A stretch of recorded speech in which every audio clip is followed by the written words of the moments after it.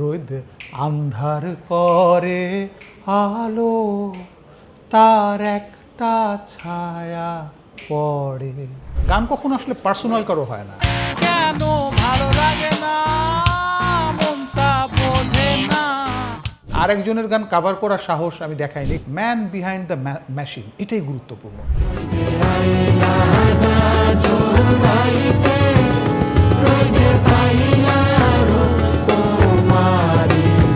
ছোট পাখি গানটা মানুষের ভালোবাসা পাচ্ছে।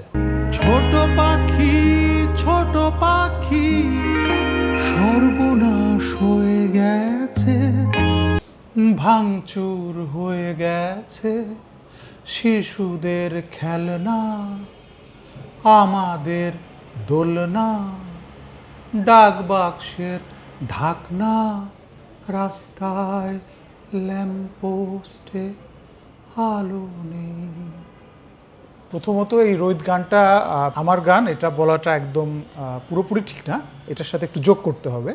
এটা প্রথমত হচ্ছে সুমনের গান, কারণ ওর মাথা থেকে প্রথমত এটা আসছে যে এরকম একটা কাজ হতে পারে, এরকম একটা গান হতে পারে। এরপরেও আমাকে এটা কি বলা যায় পার্সিউ করছে বা হোয়াটএভার ডাকছে যে রাজু এরকম কিছু করা যায় কিনা। প্ল্যানটা সুমনের, এই কারণে প্রথমে এটা সুমনের গান। এরপরে আমি ট্রাই করছি, সুমন সাহস দিছে, ট্রাই করছি। প্রথম এর আগে তো কখনো কাজ করিনি, মানে ফিল্মের জন্য বা এরকম কোনো প্রজেক্ট এ ধরনের কাজ করিনি। সো এরপরে গানটা হলো।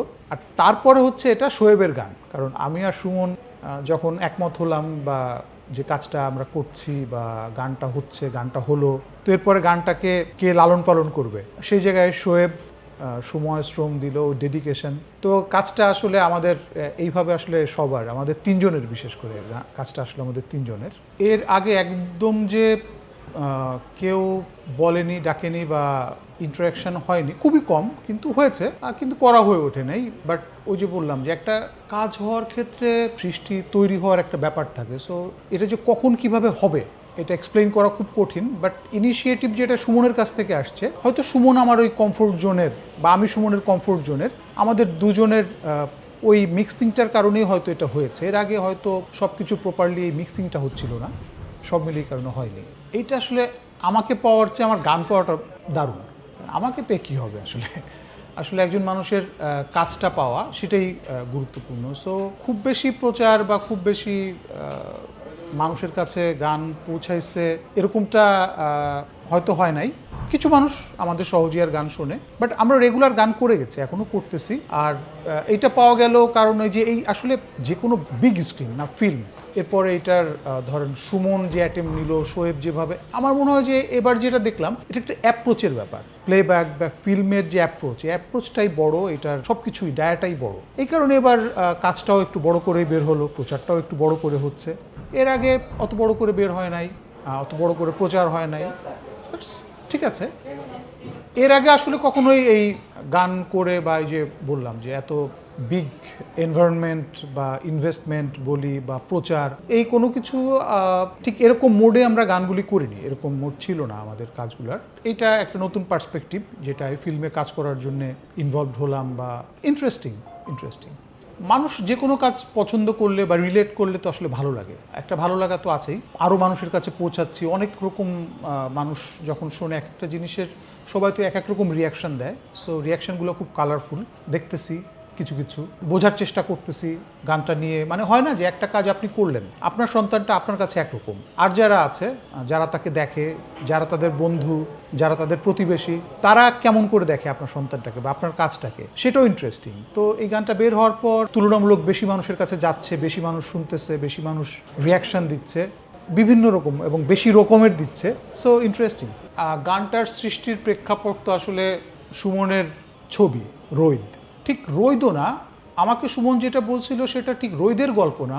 রোদ মুভিটাও কেন করতে চাচ্ছে, ওর ইন্সপাইরেশনটা কি, আসলে ও আমাকে ওই গল্পটা বলছিল। তো ওই গল্পটা থেকেই আসলে রোদ বা রোদে আইলা গাজুরাইতে এই গানটা আসলে সৃষ্টি। মিডিয়া ইন্ডাস্ট্রির কথা আমার জন্য বলা খুব কঠিন, কারণ এটার সঙ্গে এখন পর্যন্ত আমার আন্ডারস্ট্যান্ডিং বা আমি খুব ভালো বুঝি ওরকম না।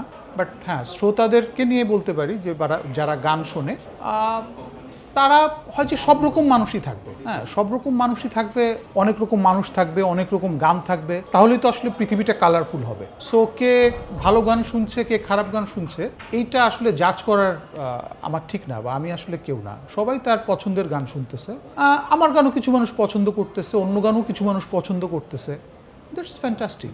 আমি ওই গানটাই করি যে গানটা আমার নিজের মনে হয়। গান কখনো আসলে পার্সোনাল কারো হয় না, এবং আমি বিশ্বাস করি যে আমার গান আমার চেয়েও হয়তো কোনো একজনের আরও বেশি, মানে আমার গানটা আমি হয়তো যে গানটা বানাইছি এটা হয়তো আমার চেয়ে আরেকজনের বেশি, কারণ সে আরও বেশি সেটাকে রিলেট করতে পারে, বা সে হয়তো এটাকে আরও বেশি ভালোবাসে।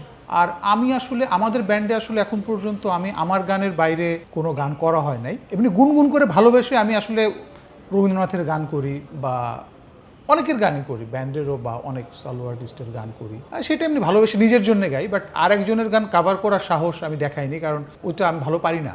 আপনি যে সিদ্ধান্তটা দিলেন যে নষ্ট করবে, আমি এতটা নিশ্চিত না, হয়তো আরও ভালো কিছু হতে পারে। কেউ এখান থেকে 2টা লাইন নিয়ে তার আগের 5টা লাইন এবং পরের 4টা লাইন যে লিখতেছে, এই 9টা লাইন আমার ছোট পাখি গানে আর বাকি যে লাইনগুলি আছে তার সাথে ভালোও তো হতে পারে, হু নোস। সব ধরনেরই শ্রোতা তো থাকবে, এবং তাদের বেছে নেওয়ার স্বাধীনতা আছে। ঠিক একই সাথে এই সময় কিন্তু অনেক, মানে আগের সময়ের মতো এই সময় কিন্তু অনেক দারুণ গান হতো। যদি আমি মেলোডি বা ধীরলয়েরও বলি, যেমন বড়াই করে একটা গান কিছুদিন আগে আমি শুনলাম, আমরা সবাই অনেকেই শুনছি গানটা, ধীরলয়ের গান, অনেক সুন্দর গান, অনেক মানুষ শুনতেছে, তাই না?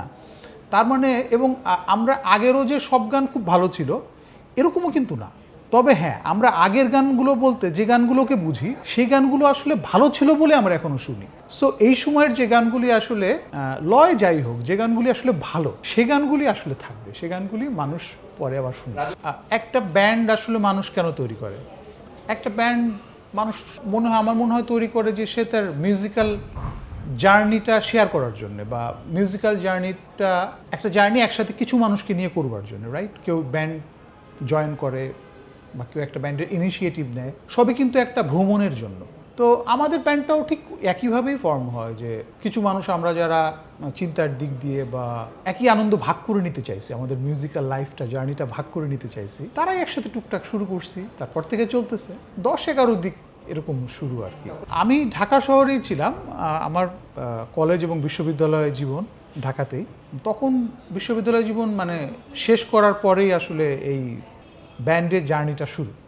লাইন আপে আসলে শুরুর দিকে যেটা হয়, যে কোনো কাজে শুরুতে আসে যায়, মানে কি বলা যায়, মানে শুরুতে মানে অনেকের ইনপুট আছে আমাদের ব্যান্ডের, বাট আমাদের ফার্স্ট অ্যালবাম যারা যে কয়জন করেছিলাম তারাও এখনও আমরা অলমোস্ট প্রায় সবাই আছি এই ব্যান্ডে। 2-1জন দেশের বাইরে আছে, চলে গেছে, বা কেউ তার অন্য ব্যস্ততার কারণে হয়তো নেই। বাট তখন থেকেই একদম শুরুর দিকে যদি নাম বলতে হয়, এলভি, সৌম্য, রাব্বি বাজাচ্ছে, সজীব, শিমুলও সেকেন্ড অ্যালবাম থেকে আছে, জাফরি ছিল, সাবিদ, আসলে অনেকের ইনপুট আছে এই ব্যান্ডে।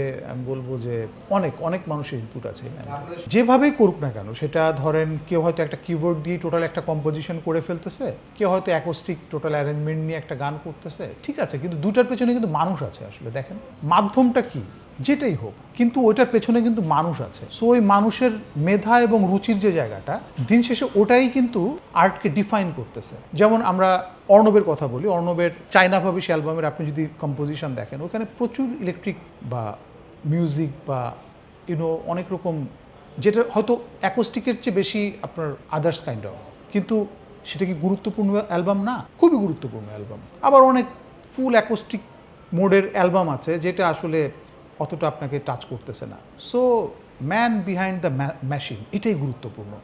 আমি জানি না যে আমি ওটার ইউজটা করতে পারবো কিনা, বাট আমি চাই যে খুব মেধাবী, খুব মননশীল মানুষ, শিল্পীরা এটার ব্যবহার করুক, এবং দুর্দান্ত সব ব্যবহার করুক, বিস্ময়কর ব্যবহার করুক। আজ থেকে 40 বছর আগে বছরে কয়টা অ্যালবাম বের হতো পাটুয়াটুলি থেকে? কয়টা? 100, 200, 500? সারা বছর কয়টা গান হতো? 500 গান, 1000 গান। এখন প্রতি মাসে কয়টা গান হয়? কোনো সমস্যা নাই তো। প্রচুর কাজ হোক, প্রচুর কাজ হোক, এর মধ্যে দিয়েই ভালো কাজ খারাপ কাজ দুইটাই থাকবে, কিন্তু প্রচুর কাজ হোক, সবাই কাজ করুক, ফ্যান্টাস্টিক।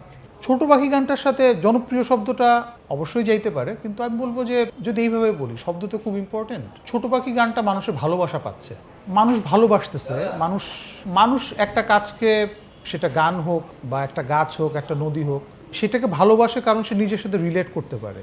সো আমার মনে হয় এই গানটা মানুষ হয়তো রিলেট করতে পারতেছে তার কন্টেম্পোরারি টাইমের সাথে, তার জীবনের সাথে, তার অনুভূতির সাথে।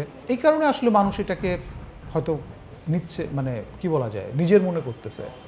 আমি তো অত পাকা গায়ক না, ওকে না, রোদই গাই, কারণ বাইরে অনেক রোদের প্রহর যাচ্ছে আসলে। আর ছোট পাখি নিভৃতের গান রোদের একটা জায়গায় গায়, ওই জায়গাটাই আসলে সেন্টার। যে সুমন আমাকে যে ক্যারেক্টারাইজেশন করছিল, যে ও যে ধরনের একটা ক্যারেক্টার নিয়ে, ওই যে বললাম যে মুভির গল্পটা আমাকে বলে নাই, বাট কীভাবে ও পিক করলো, ও কীভাবে এই মুভিটা কেন বানাইতে ইচ্ছা করলো, ওই ক্যারেক্টার নিয়ে বলছিল। সো ওই ক্যারেক্টারের একটা ইন্টারেস্টিং ব্যাপার ছিল, যে ক্যারেক্টারটা খুব আত্মমগ্ন, খুব বেশি এক্সপোজড হয় না। এই জায়গাটায় সুমনের সাথে আমার কেন কাজ হলো, এটা একটা ইন্টারেস্টিং ব্যাপার, কারণ ওর সাথে, আমার সাথে এবং এই ক্যারেক্টারের সাথে, এই তিন জায়গায় আমাদের তিনজনের মিল আছে। তো এই গানের মধ্যে ওই মানে একটা কি নোট আছে, টান রাখিয়া গোপনে একা একা কথা বলো, আর মাটিতে জোছনা এসে বসে রয়,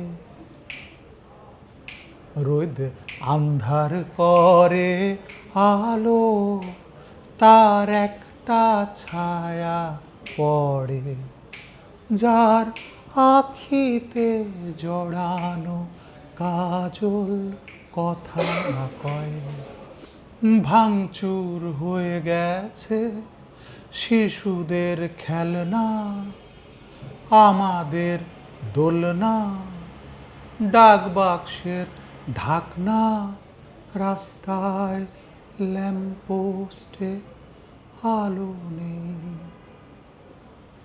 হয় কি যে আমরা সাধারণত মানুষ খোঁজ দিলে তারপর আমরা সেটাকে সংবাদ বানাই, কিন্তু উল্টাভাবে আসলে, মানে সাধারণত আমার যেটা হয় যে সাধারণত মানুষ কি চায় বা মানুষ যেটা চাচ্ছে সেটাকে আমরা সংবাদ মাধ্যম, গণমাধ্যমে আমরা সেটাকে ওই দিকে ছুটি। ঠিক আছে, সেটা থাকবে, পাশাপাশি আসলে কোনটা বেটার বা কোনটা মানুষের কাছে পৌঁছানো উচিত সেটা নিয়েও গণমাধ্যমের ভাবা উচিত, এবং সেটা মানুষের সামনে নিয়ে যাওয়ার দায়িত্বটা নেওয়া উচিত।